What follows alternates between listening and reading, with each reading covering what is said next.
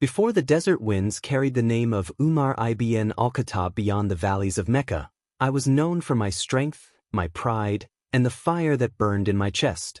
I was the son of Khattab, a man of unyielding will, and from him, I inherited both the firmness of my hands and the sharpness of my tongue. I grew up in a world where power was law, and a man was measured by the weight of his words and the force of his arms. Among the Quraysh, I walked with purpose, my presence demanding respect. I did not shrink from conflict, no, I welcomed it. In the marketplace, where merchants wove their tales of profit, I bargained like a warrior, my voice steady, my eyes piercing. In the gatherings of my people, where wisdom and wit clashed like swords, I spoke with the certainty of one who knew no fear. But it was not just my stature or my tongue that set me apart. From an early age, I was taught the ways of my forefathers, the traditions of Quraysh, the honor of our lineage, the reverence for the gods that watched over us from the stones of the Kaaba. I held these beliefs close to my heart, guarding them as one guards a sacred trust. It was this devotion that made me an enemy of Muhammad. I remember the first whispers of his message. It spread like the shifting sands, first unnoticed, then suddenly in every corner of our city. He spoke of one God, of a power greater than our idols, of a day when all men, masters and slaves alike, would stand as equals before their Lord. His words unsettled me, for they threatened the very foundation of our ways. I saw noblemen hesitate, traders murmur in hushed voices, slaves lifting their heads with a spark of defiance. It was a fire, and I was determined to extinguish it. My hatred for Muhammad was not born from ignorance, but from conviction. To me, he was not just a man preaching a new faith, he was a danger to the order we had always known. And so, I became his adversary. With every fiber of my being, I resisted his call, standing firm with those who sought to silence him. And yet, the days passed, and the fire did not die. It grew. It spread. I saw men I had once called brothers turn away from our gods. I saw women, once veiled in silence, whisper the name of Allah with quiet resolve. Even those of my own blood, the very ones I trusted, had begun to listen. The anger within me burned brighter. I clenched my fists, I sharpened my blade, and in the heat of my rage, I made a decision that would alter the course of my life forever. I would find Muhammad, and I would put an end to his message. The night was thick with silence, the kind that presses upon the chest and fills the mind with restless thoughts. I walked through the narrow streets of Mecca, my grip tightening around the hilt of my sword. The moon above cast a pale glow upon the city, its light glinting off the blade I carried, a blade meant for Muhammad. Enough. I had watched for too long as his message spread like a slow disease, infecting the minds of men I had once called loyal. His words, they said, carried a power that could shake the foundations of our tribe. If he would not be silenced, then I would silence him. With my own hands, I would strike him down and restore the honor of Quraysh. My steps quickened, each one fueled by the fire in my heart. I knew where to find him. I knew the house where he gathered with his followers, whispering their prayers in defiance of our gods. I would go there, push through the doors, and with a single stroke of my sword, end his rebellion before it could grow beyond our control. But as fate would have it, my path did not lead me to Muhammad first. A man stepped into my way, Umar ibn Abdullah. His eyes searched mine, his expression wary, as if he could sense the storm raging within me. "Umar," he said carefully, "where are you going in such haste?" I did not slow my steps. "To Muhammad," I answered, my voice sharp with resolve. "To put an end to his sorcery." A shadow passed over his face. "And what will you do, Umar?" "Kill a man for speaking the truth." His words were like the buzz of an insect, annoying but meaningless. "Step aside," I growled. But he did not move. Instead, he lowered his voice and said, "Before you spill the blood of another, perhaps you should look to your own house." I stopped. "What do you mean?" His gaze did not waver. "Your sister, Fatima, and her husband, Sidi. They have already embraced his faith." The air around me turned thick, suffocating. My sister? The blood in my veins turned to fire, but not the kind that burned outward. This was something deeper, something more dangerous. I turned away from Nuaym without another word. If what he said was true, then my own flesh and blood had betrayed me. The streets of Mecca blurred as I made my way to her home, my hands trembling, not with fear, but with rage. I could already see it, the disappointment in my father's eyes if he had been alive to witness this, the shame upon our lineage, the disgrace of our name. By the time I reached my sister's door, I no longer felt the coolness of the night. My mind was a storm, and she was at the center of it. Inside, muffled voices rose and fell in hushed reverence. A name echoed between the walls, Allah. I did not knock. I did not announce my presence. With a force that sent dust spilling from the walls, I threw open the door. The faces inside turned to me, their eyes wide with the kind of fear that only comes when truth is forced into the open. And in that moment I saw it written all over them, it was true. My own sister had betrayed our gods. My own blood had fallen under Muhammad's spell. The storm within me raged, and I could not hold it back. The air in the room was thick, heavy with silence. My sister, Fatima, stood before me, her eyes wide with something I could not name. Fear? Defiance? Behind her, her husband, shifted uneasily, his hand moving as if to shield something on the floor. A parchment, its edges curled with use. But I did not care about the parchment.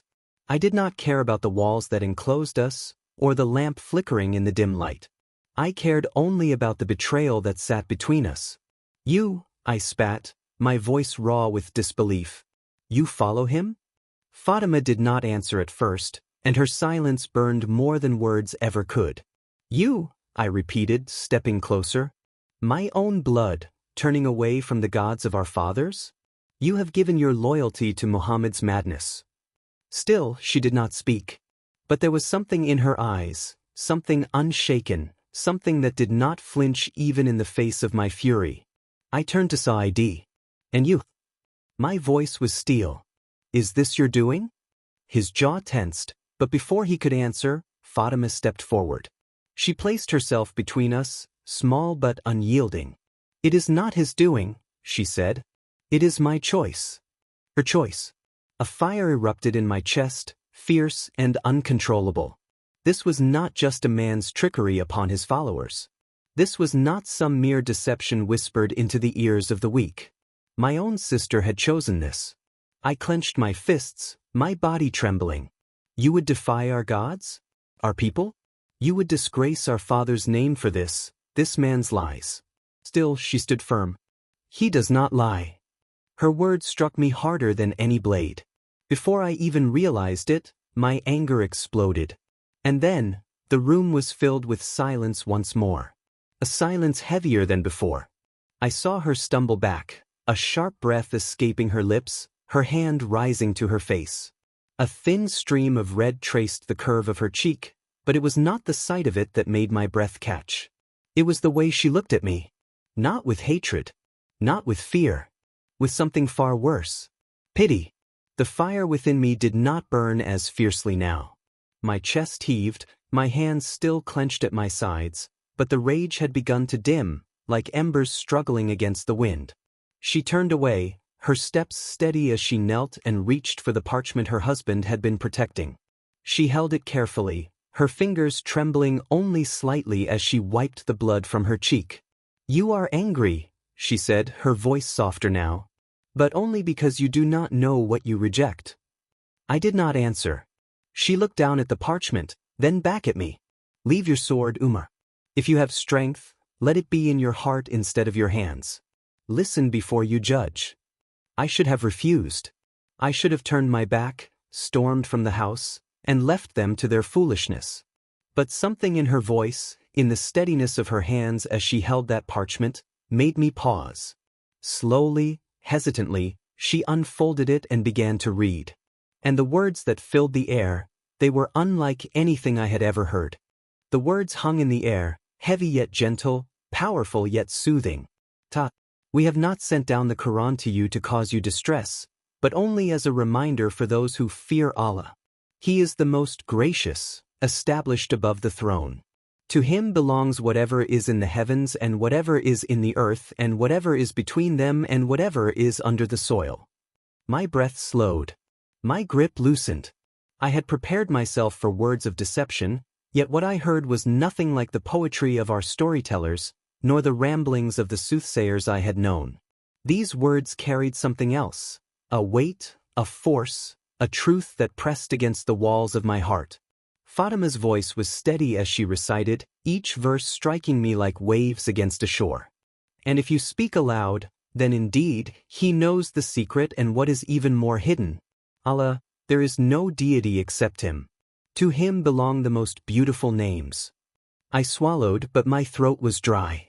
I had spent years resisting Muhammad's message, telling myself that it was a lie, a threat to the traditions of our people.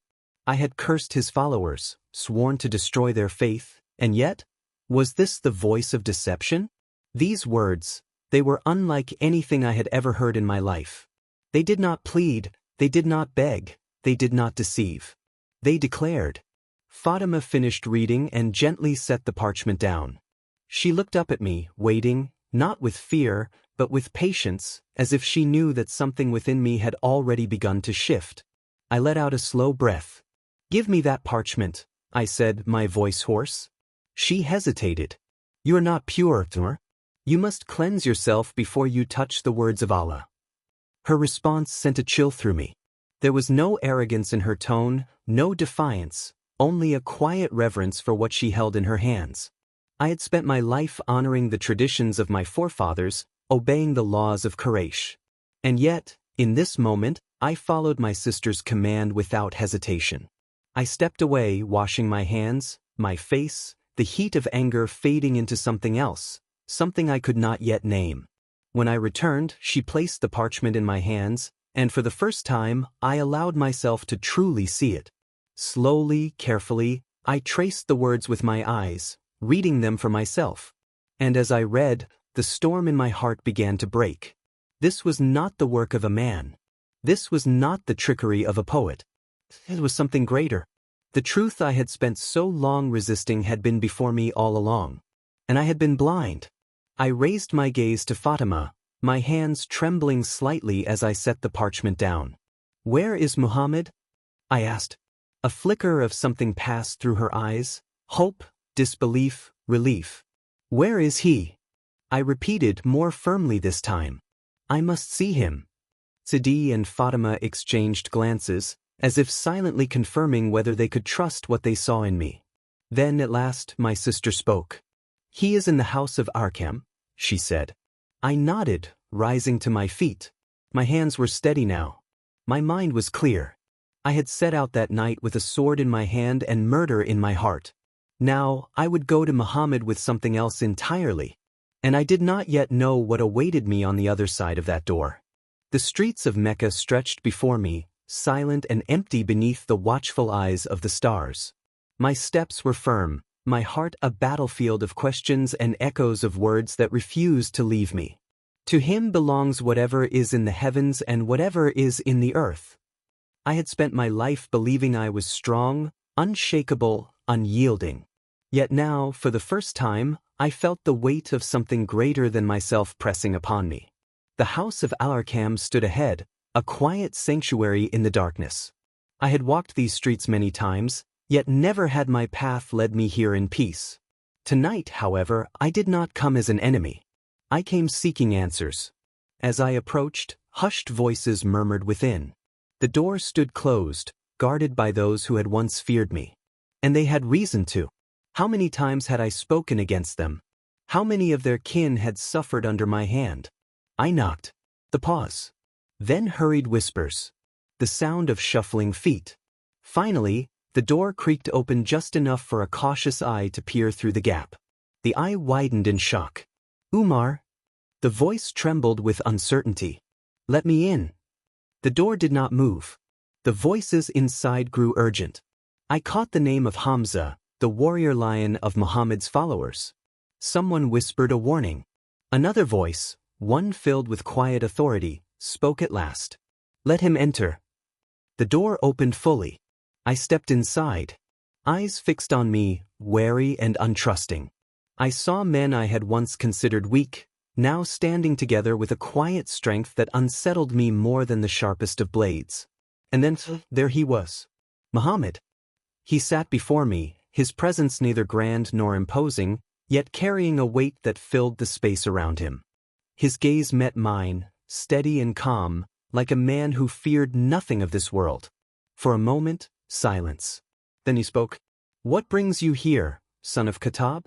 I did not answer immediately. My own voice felt foreign to me, unready to shape the words I had come to say. I had set out tonight to kill this man. Yet now, standing before him, I found myself at war with the very conviction that had once fueled my hatred.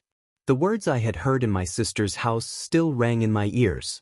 The power in them, the undeniable force of something beyond human, had left cracks in the walls of my certainty. I took a slow breath. "I have come," I said at last, "to bear witness to what is true." A stir ran through those gathered around him. Some looked to one another in disbelief. Others still held doubt in their eyes. But Muhammad did not waver. He stepped closer, his eyes never leaving mine. "Umar," he said, his voice firm yet filled with something deeper, something I had never expected to hear from a man I had once hated. "Are you ready to submit yourself to the one true God?" The moment stretched into eternity. And then, I let the last of my resistance fall. "Yes." The room exhaled. Relief, disbelief, joy, it all mixed together in a rush of voices. I lowered my head. "There is no God but Allah," I said, and the words did not feel foreign. They did not feel forced. They felt right. "And Muhammad is his messenger." The weight that had pressed upon my chest lifted. The battle within me was over. I, Umar ibn al-Khattab, the once fiercest enemy of Islam, had now become its protector. And my journey was only beginning. The dawn had barely stretched its golden fingers over Mecca when I stepped out of Al-Arkam's house, my heart still pounding with the weight of what had transpired. The night had begun with a sword in my hand and vengeance in my heart. Now I walked as a Muslim.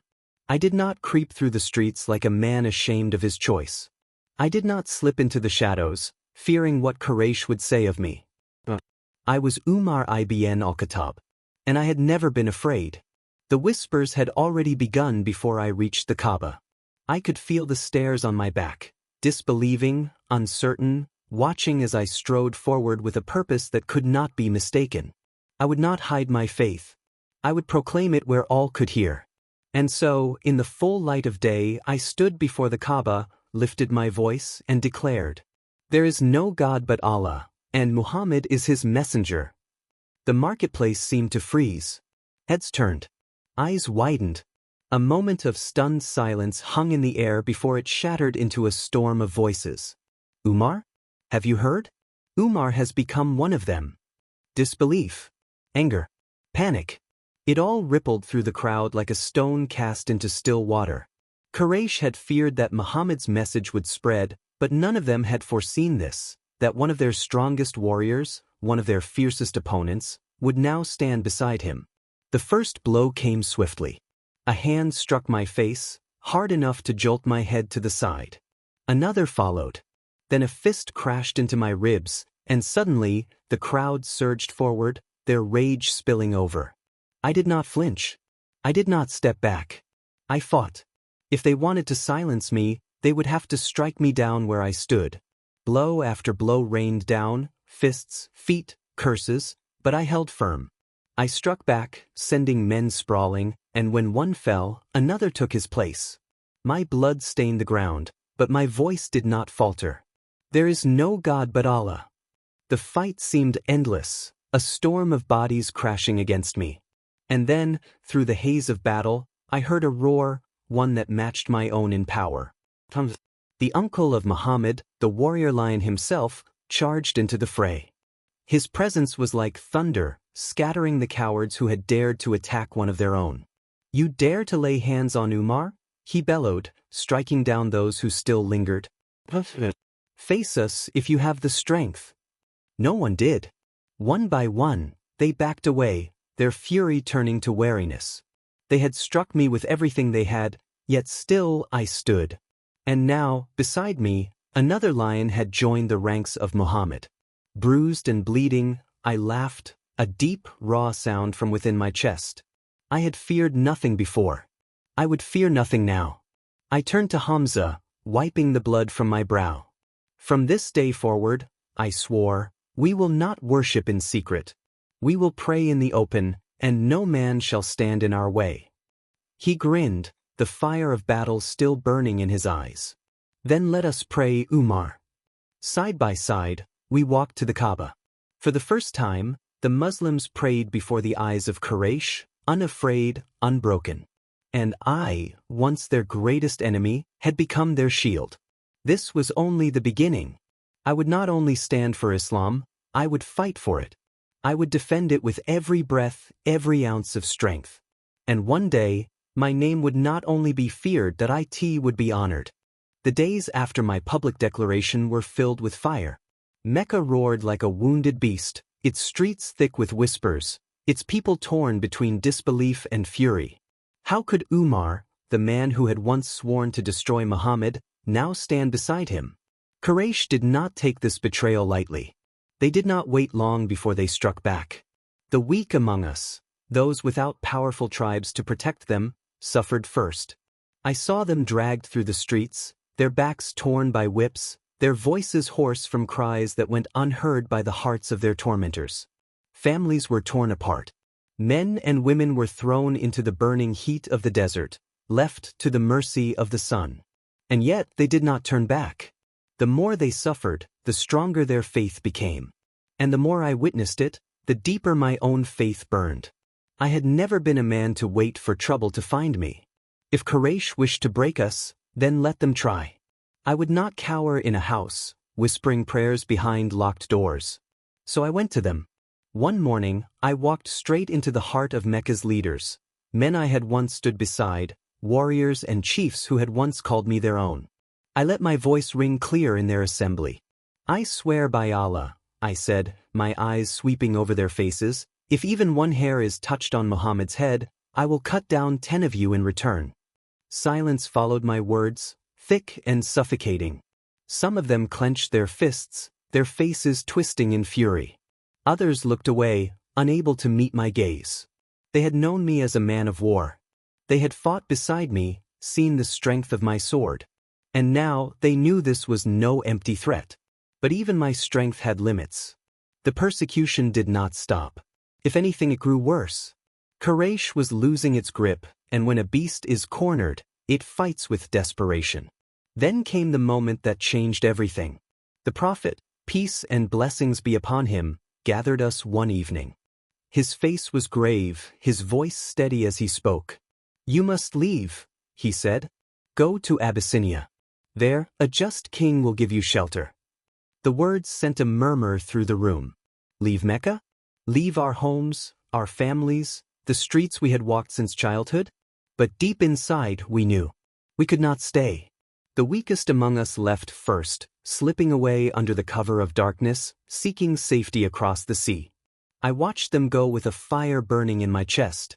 I did not know if I would ever see them again. And I could not leave yet. Not while the Prophet remained. So I stayed. The months passed, and Mecca's cruelty did not wane. But no matter how many were beaten, no matter how many were driven from their homes, Islam did not break. Then, like a breath of air in a suffocating room, hope arrived. A whisper spread through the city, a rumor that sent waves of uncertainty through Quraysh. Something had happened in Yathrib, a city north of Mecca. Its people had heard of Muhammad, had listened to his words, and they had believed. They had invited him to come to them. At first, we could not believe it. Was it possible? Could there truly be a place where we could worship in peace, without fear of whips and swords? The answer came soon enough. One by one, the Muslims began to leave for Yathrib, slipping away under the cover of night, their hearts filled with both hope and fear. I knew that my time had come as well. But I would not go in secret. With my sword at my side and my bow slung across my shoulder, I strode to the Kaaba, where the nobles of Quraysh sat in their arrogance. I stood before them, my voice ringing through the air. I leave for Yathrib, I declared, my gaze sweeping over their faces. Let the one who wishes to make his mother weep, his children orphans, and his wife a widow, try to stop me. None of them moved. None dared to stand in my path. And so, with my head held high and my faith stronger than ever, I left the city of my birth behind. I did not know then that I was walking toward the greatest chapter of my life. The road to Yathrib, the road to Medina, would change everything. It was not only a journey of distance but a journey of destiny. The journey to Medina was not easy. The road stretched before us, a vast and unforgiving desert, and the heat seemed to press down on our shoulders like a weight we could never shed. But with every step I took, the burden of Mecca, the hatred, the violence, the years of doubt, seemed to lift from me. It was not just a physical journey, but a spiritual one. With each mile, I could feel myself shedding the man I had once been, the warrior who had lived for pride, for honor, for the whims of his tribe. I was becoming someone else, someone new. Medina, the city of light. That is what we had heard. That is what we had been promised. And when I finally arrived, I saw it with my own eyes. There, amid the bustling streets and the warmth of a people who had embraced Islam, I found something I had longed for all my life: peace. One of the first things I noticed when I entered Medina was the unity among the Muslims. They were not bound by the bloodlines of their tribes. No, their bond was something far stronger: faith. They welcomed me with open arms, and I, once the fiercest enemy of Muhammad and his followers, was now part of this brotherhood. In Medina, I was no longer Umar ibn al-Khattab the warrior, the persecutor. I was Umar ibn al-Khattab the Muslim. And here, my strength was no longer just for the sword, it was for the truth. One of the most striking moments of my life came when I met Abu Bakr and the Prophet, peace and blessings be upon him. It was in the mosque, the very heart of this new city. The Prophet stood before me, and though I had fought against him, though I had sought his blood, he embraced me. Umar, he said, you are a man of strength. Use that strength for the sake of Allah. And with those words, I realized something profound. My strength was not a weapon to be wielded in anger. It was not something to be used for power or for my own glory. It was a gift, a responsibility, to protect and defend the truth. It wasn't long before the call to battle came. Quraysh was not done with us. They had not forgotten that we had left Mecca, and they would not let us build a new life in Medina without opposition. The Battle of Badr was inevitable. I stood alongside my brothers, my new family in faith. We were outnumbered, but we were not afraid. I looked at my brothers in arms, and I saw strength in their eyes, something that had never existed in the hearts of the Quraysh, a certainty that we were on the side of truth. The battle was fierce. The dust choked the air, and the sound of swords clashing was deafening. But I felt something different as I fought. This was not just a battle for survival. This was a battle for faith, for freedom, for the very soul of Islam. I fought like I had never fought before. I was no longer fighting for pride or for victory for my tribe. I fought for Allah. I fought for the Prophet. And I fought for every man, woman, and child who had placed their trust in us. In the end, victory was ours. Quraysh had been defeated, and the Muslims had proven their strength. But for me, the victory was not in the defeat of our enemies. It was in the realization that we were no longer just a group of followers. We were a community, a nation. And I, Umar ibn al-Khattab, had become a part of that nation. The days following Badr were filled with celebration, but also with reflection. The Prophet's words continued to echo in my mind: "You are a man of strength. Use that strength for the sake of Allah." I knew that I had not been brought to this point simply to fight battles. No, I was called to something much greater. The Prophet's trust in me was not given lightly. It was a reminder of the responsibility that now rested on my shoulders. As the years passed, I became more than just a warrior. I became an advisor, a protector, a leader. I worked alongside Abu Bakr and the Prophet, peace and blessings be upon him, guiding the community through the trials and tests that would come. But in all of this, I never forgot the man I had been before, the man who had hated Islam, who had sought to destroy it, and now the man who would die for it. The years in Medina passed like the seasons, sometimes harsh, sometimes peaceful, but always filled with the knowledge that we were building something greater than ourselves. The community of Muslims was growing, and with that growth came new challenges. We had been warriors, yes, but now we were also leaders. We were builders of a nation that had once seemed impossible. The Prophet, peace and blessings be upon him, was our guide, but as his companions, it was our duty to help carry the weight of this new ummah. And I, Umar ibn al-Khattab, had been entrusted with a role I had never imagined. In the early days of Medina, I had walked beside the Prophet in the battlefields, the marketplaces, and the mosque. I had witnessed his wisdom and patience, his kindness and justice, and I had learned from him in ways that no sword could teach. But as time passed, I felt the weight of responsibility growing heavier upon my shoulders. The Prophet began to rely on me for matters of state, for guiding the people, for ensuring that justice was served and that the laws of Allah were followed. I had been a warrior, a man of action, but now I was called to be a man of justice. One evening, as I walked through the streets of Medina, I came upon a situation that would test everything I had learned. A woman, her face hidden beneath her veil, stood before me, her eyes filled with tears. She was an old woman, and she had been wronged by one of the men of Medina. He had taken her property, and no one had intervened on her behalf. I could feel the fire within me rising. This man had hurt someone weaker than him. This man had violated the laws of Allah.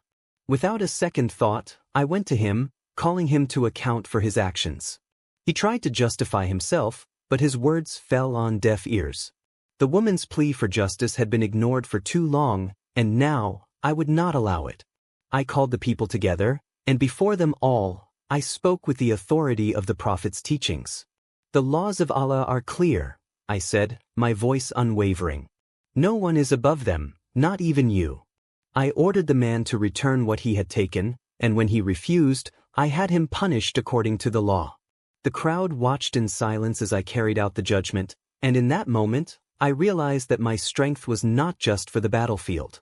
It was for protecting the weak, for standing up for the oppressed, for ensuring that justice reigned in the land of Islam. But the path of leadership was not always so clear. The Prophet, peace and blessings be upon him, was a man of unparalleled wisdom, and I, Umar, was still learning the depth of the responsibility that had been placed upon me. One of the most difficult moments of my life came when the Prophet fell ill. The days seemed longer, the nights colder. The weight of the Ummah was heavier than ever before. In his absence, I felt the presence of Allah more than ever, but I also felt the tremors of uncertainty. What would happen to the Ummah once the Prophet was gone? Would we be able to carry the burden of his legacy? Would the unity we had fought for survive? These questions gnawed at me, and though I tried to focus on the task at hand, I could not ignore the fear that clung to my heart. And then came the moment when the Prophet, peace and blessings be upon him, said his final words to us. I am leaving behind two things. Hold on to them, and you will never go astray. The Book of Allah and my Sunnah. His words echoed in my heart. The Book of Allah. The Sunnah of the Prophet. These were the pillars upon which we would build our future. I realized that the strength I had relied on for so many years, my sword, my will, my power, had to be tempered now with wisdom, humility, and patience. When the Prophet, peace and blessings be upon him, passed from this world, a darkness fell over Medina. It was as though the very sun had been extinguished. The streets were silent, the hearts of the believers were shattered, and I, who had been so certain of my strength, felt a hollow emptiness inside me. But then Abu Bakr, may Allah be pleased with him, stepped forward. His voice was steady, his words filled with resolve. The Prophet is gone, but the mission remains. We must continue. We must carry on his work. And at that moment, something inside me stirred, a reminder that the Prophet's mission was never his alone. It was a mission for all of us. And now it was our duty to see it through. The Muslims rallied around Abu Bakr, choosing him as our leader, our Khalifa. The Ummah was shaken, but it was not broken. And I, Umar ibn al-Khattab, stood beside him. As Abu Bakr's trusted advisor, I stood in the heart of the affairs of the new caliphate. There were battles to be fought, both against external enemies and the trials that sought to weaken the faith of the people. Apostasy movements spread like wildfire, and once again, I found myself in the midst of a storm. But now, I was not just a warrior. I was a statesman, a man of decisions. I was called upon to make judgments, to advise, to lead. And as we faced the challenges that arose, I realized that the road ahead would not be easy. There would be battles, there would be sacrifices, and there would be moments when I would question my own resolve. But through it all, I knew one thing. I would not fail the Ummah. I had walked through the fire before. I had fought for Islam with sword and strength. But now I would fight with wisdom, with patience, with the unwavering belief that this mission, the Prophet's mission, was worth every sacrifice. The death of the Prophet, peace and blessings be upon him, had cast a shadow over the Ummah, but the light of his message continued to burn brightly in our hearts. Abu Bakr, may Allah be pleased with him, took the mantle of leadership, and I stood by him, unwavering.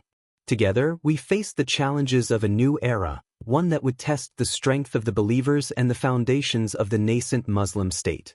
Our first trial was internal.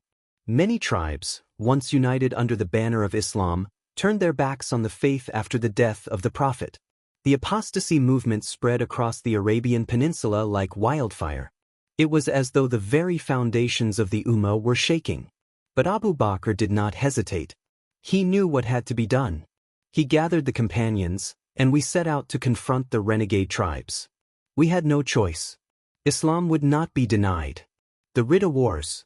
The battles that followed became known as the Ridda Wars, the Wars of Apostasy.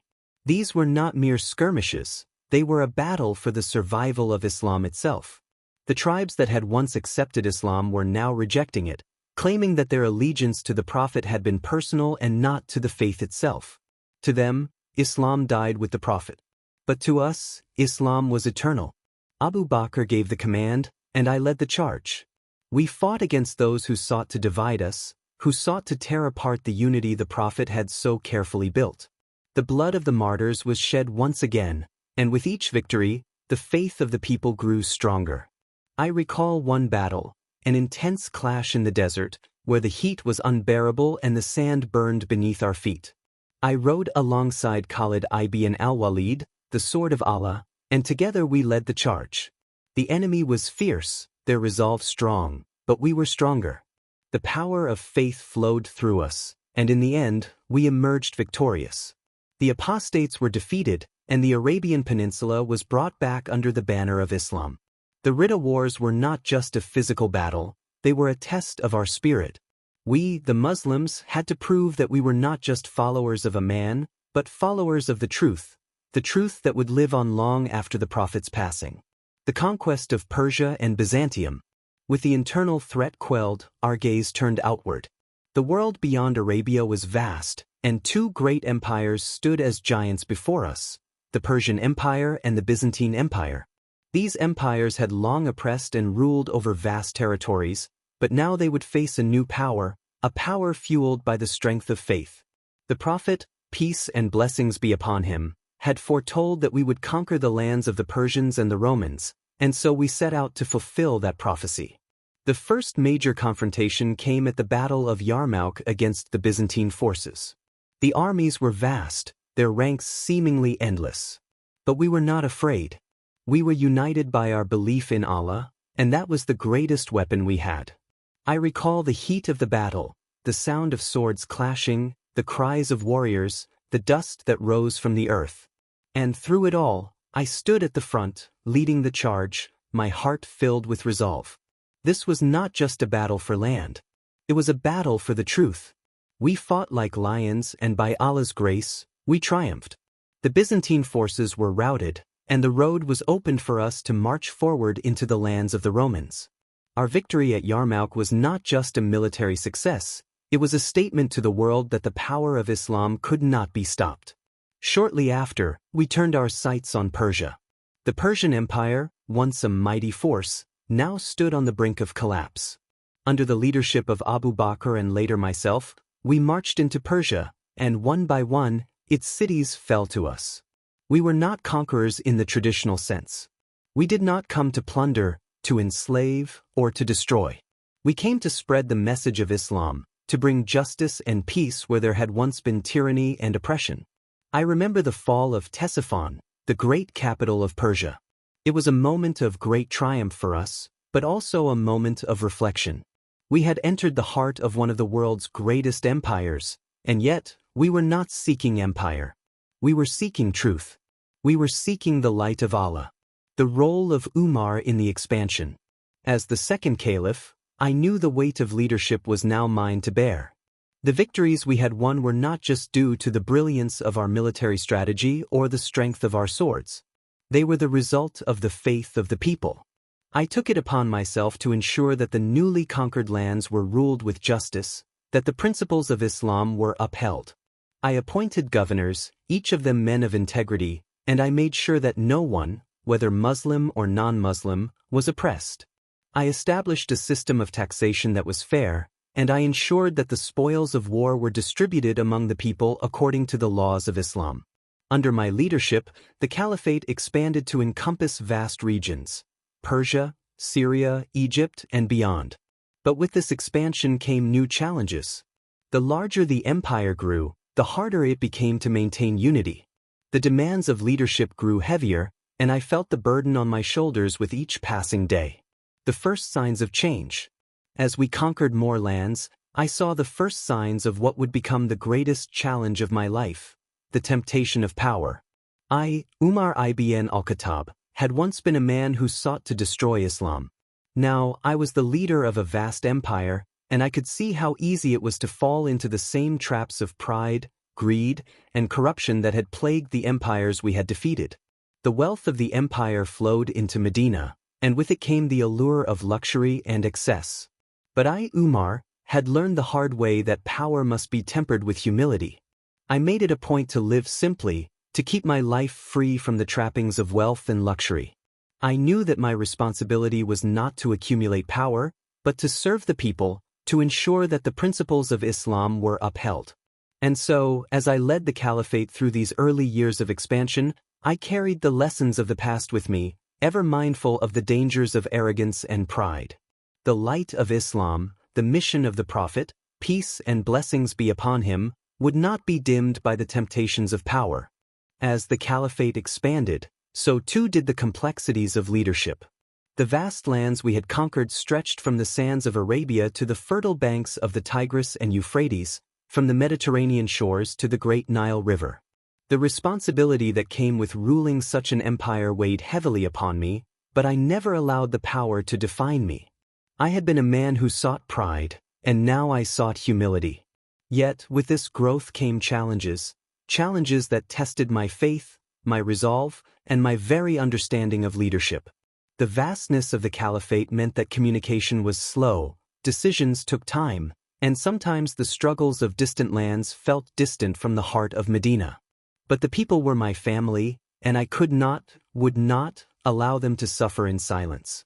In the early days of our expansion, I understood that the strength of the empire lay not just in the sword but in its ability to govern with justice and fairness. Islam is not merely a faith for the battlefield, it is a way of life.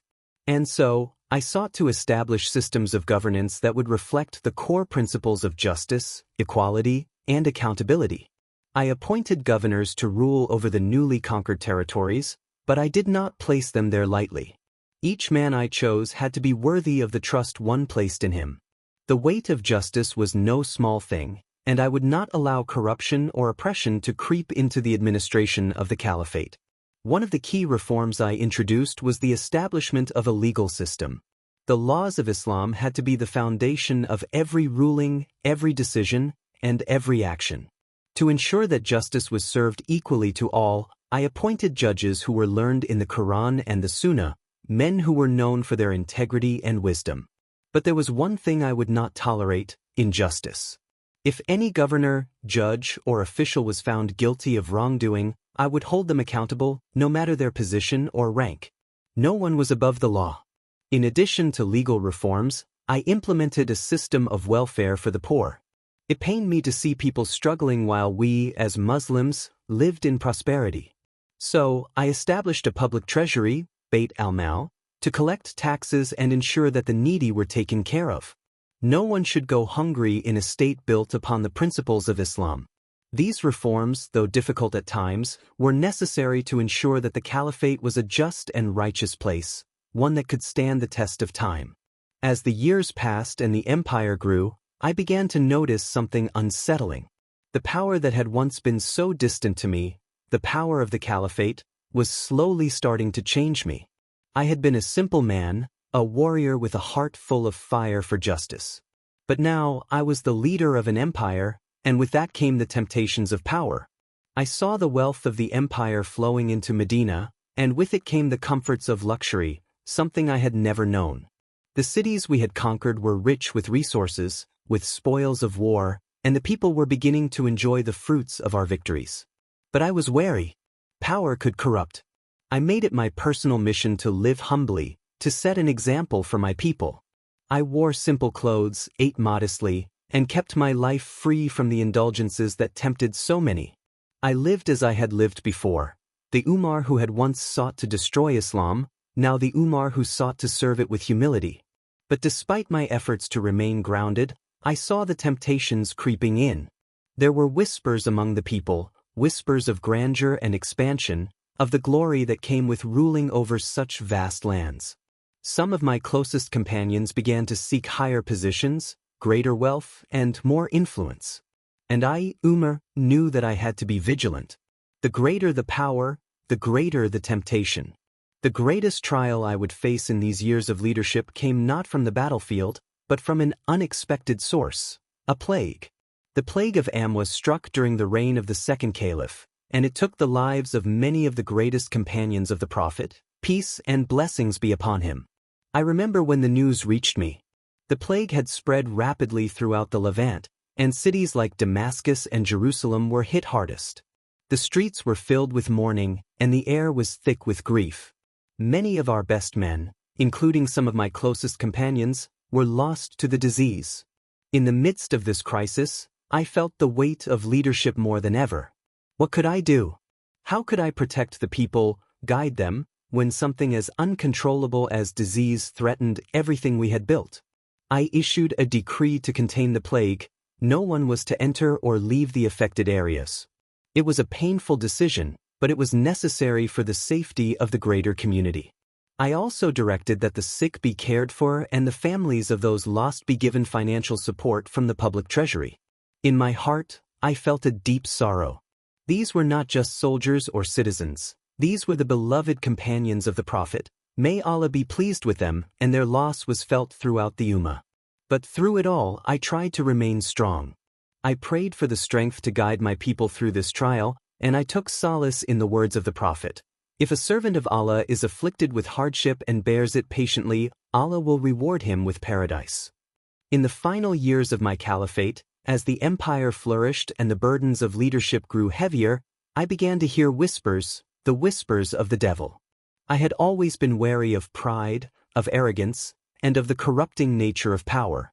But now, as I sat in my chambers, surrounded by the wealth of the empire, I began to wonder if I had truly succeeded in my mission. Had I stayed true to the path of humility? Or had I become just another ruler, lost in the trappings of power? These doubts haunted me. I knew that my time in this world was drawing to a close. The Prophet, peace and blessings be upon him, had foretold that the greatest test for the leaders of this Ummah would be the temptations of wealth and power. And in my heart, I feared I had failed. But I did not give in to despair. I turned to Allah.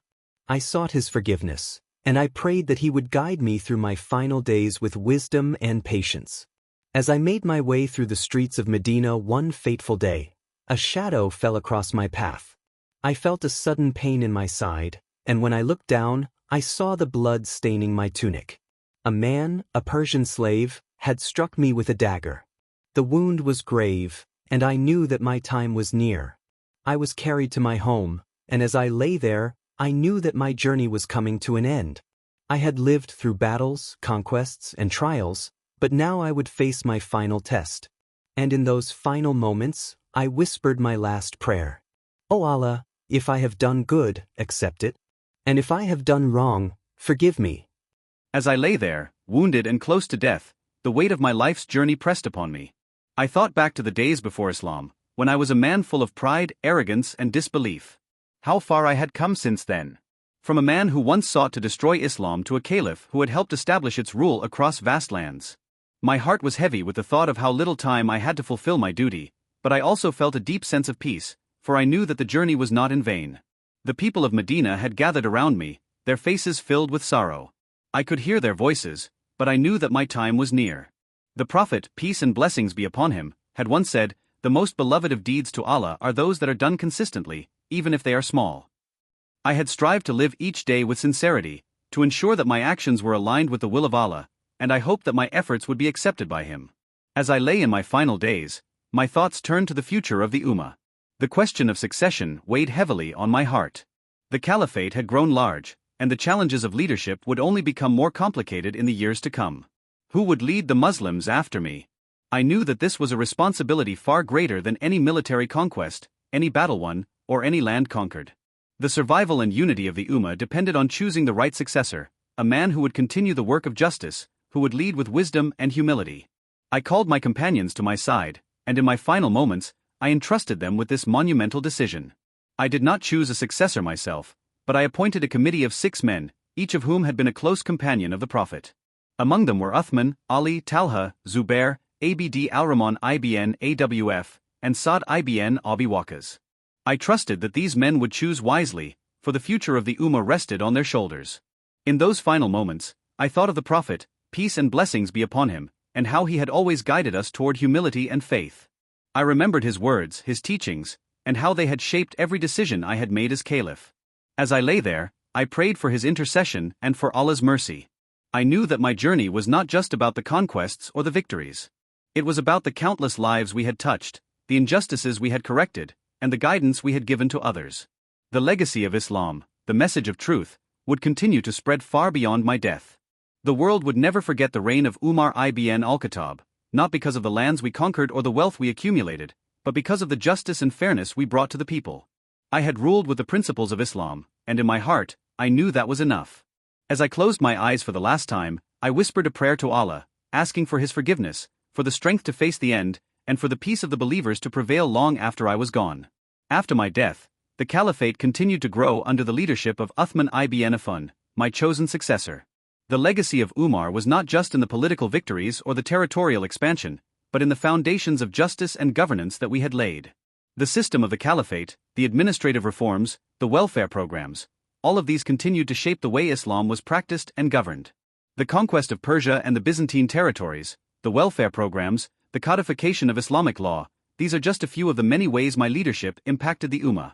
Under my rule, the Muslim world became a beacon of justice, a light that shone through the darkness of oppression. But it was not just the people of the empire who felt the effects of my reign. The legacy of Islam itself, the message of unity, equality, and justice, spread across the world. The message of the Prophet, peace and blessings be upon him, found fertile ground in the hearts of the people, and the caliphate was the vessel that carried it forward. In the years that followed, my name would be remembered not as a conqueror, but as a man who served the people, who sought justice above all else, and who strove to live a life in accordance with the teachings of Islam. That is the true measure of a ruler, not in the lands he conquers, but in the hearts he changes. As I reflect on my life, I see the full circle of transformation.